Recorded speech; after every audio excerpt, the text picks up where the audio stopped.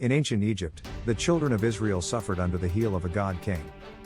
For generations they were slaves, their cries for deliverance lost to the wind. But a prophecy whispered of a rescuer, chosen to confront tyranny and lead them to freedom. This is the story of Moses, a divine showdown that would shatter an empire, and a miracle so profound it would echo for all time.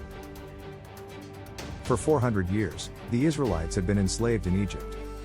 What began as a safe haven had become a brutal prison. Fearing their growing numbers, Pharaoh twisted into a tyrant. He ordered every newborn Hebrew boy to be drowned in the Nile, a decree meant to erase their future. But in that darkness, a flicker of hope survived, floating in a basket on the very river meant to be his grave. The prince and the fugitive child was Moses.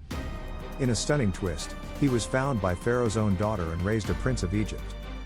Yet, he was a man caught between two worlds. One day, seeing an Egyptian mercilessly beating a Hebrew slave, his rage erupted.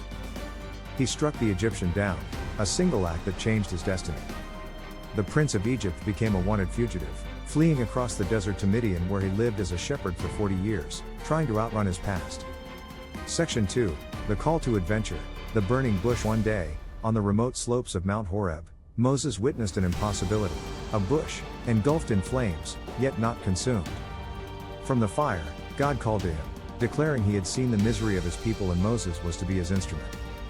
God commanded him to return to Egypt, to stand before Pharaoh and deliver a simple, world-altering message: let my people go. Reluctantly, armed with a wooden staff and a divine promise, Moses marched toward his destiny. The confrontation and the escalating conflict. Returning to Egypt, Moses delivered God's command. Pharaoh scoffed. "Who is the Lord," he sneered, "that I should obey him?" He increased the Israelites' workload, crushing their hope. It was time for a showdown. Moses' staff transformed into a serpent, which swallowed the serpents of Pharaoh's court magicians. Still, Pharaoh's heart remained like stone. This was just the opening act. Section 4, The 10 Plagues, a divine showdown. The 10 plagues began, shattering Egypt's pride. First, the Nile turned to blood. Then came frogs, gnats, and swarms of flies, but the land of Goshen, where the Israelites lived, was spared. A pestilence struck Egypt's livestock, and painful boils afflicted the people. A storm of fire and ice rained down, followed by locusts that devoured whatever remained. Finally, a terrifying darkness swallowed the land for 3 days, a direct challenge to Ra, the mighty sun god. The Passover and the final escape. The 10th and final plague would be an irreversible tragedy. On a solemn night, the first Passover, each Israelite family marked their doorposts with the blood of a lamb. That night, the angel of death swept through Egypt, and in every home not marked by blood, the firstborn son died, including Pharaoh's own. Completely shattered, Pharaoh summoned Moses. "Go," he commanded. After 430 years, their bondage was over. The journey from slavery to freedom is one of the most powerful stories ever told.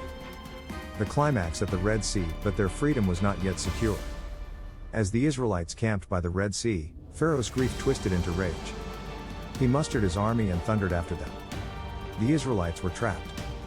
But Moses stood firm. "The Lord will fight for you," he commanded. At God's command, Moses raised his staff. A mighty wind parted the waters, and the Israelites walked through on dry ground. The Egyptian army charged in after them, but the walls of water collapsed, swallowing the entire army. They were truly free. The Exodus was the birth of a nation. In the wilderness, at the foot of Mount Sinai, Moses would receive the 10 Commandments, a moral compass for the people God had set free. The story of Moses is a timeless epic of faith, leadership, and the profound human yearning for freedom, a powerful reminder that even in the face of impossible odds, faith can part the seas.